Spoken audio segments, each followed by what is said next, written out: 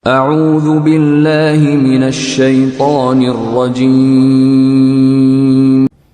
Menyambut bulan Ramadan dengan kegembiraan adalah perkara yang memang dilakukan oleh salafus saleh.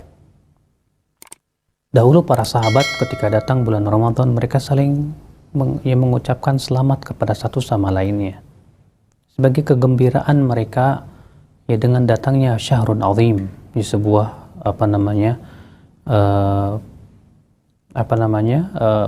bulan yang sangat agung seperti ini. Namun yang perlu diingat adalah jangan sampai kita membuat ritual-ritual yang tidak pernah dicontohkan oleh Rasulullah dan para sahabatnya.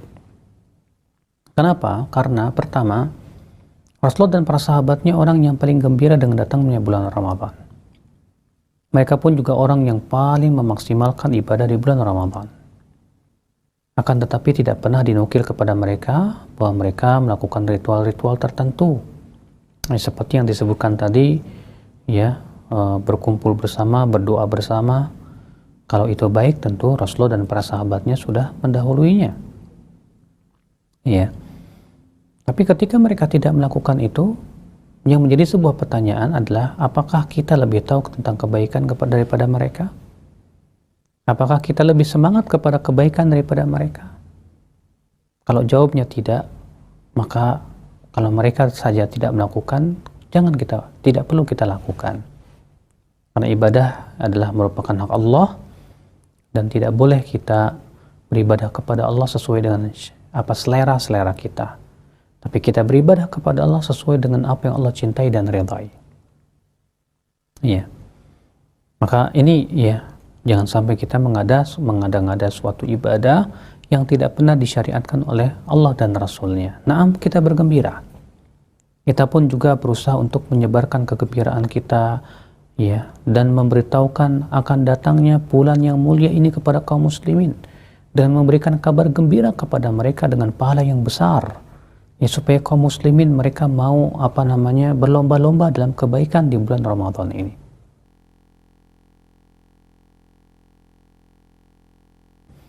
Menyambut bulan Ramadan dengan kegembiraan adalah perkara yang memang dilakukan oleh salafus saleh. Dahulu para sahabat ketika datang bulan Ramadan, mereka saling mengucapkan selamat kepada satu sama lainnya. Sebagai kegembiraan mereka dengan datangnya syahrun azim, di sebuah bulan yang sangat agung seperti ini.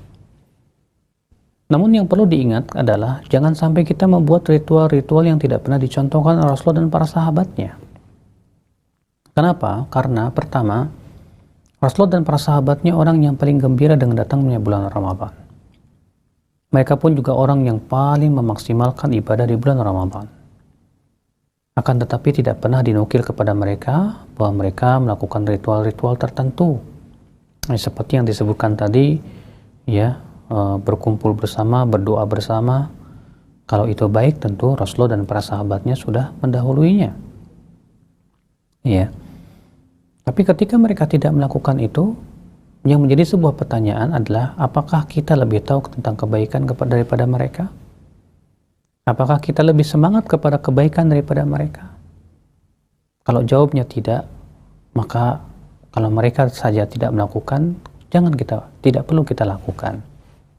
Karena ibadah adalah merupakan hak Allah dan tidak boleh kita beribadah kepada Allah sesuai dengan selera kita. Tapi kita beribadah kepada Allah sesuai dengan apa yang Allah cintai dan ridhai. Maka ini jangan sampai kita mengada-ngada suatu ibadah yang tidak pernah disyariatkan oleh Allah dan Rasulnya. Naam, kita bergembira.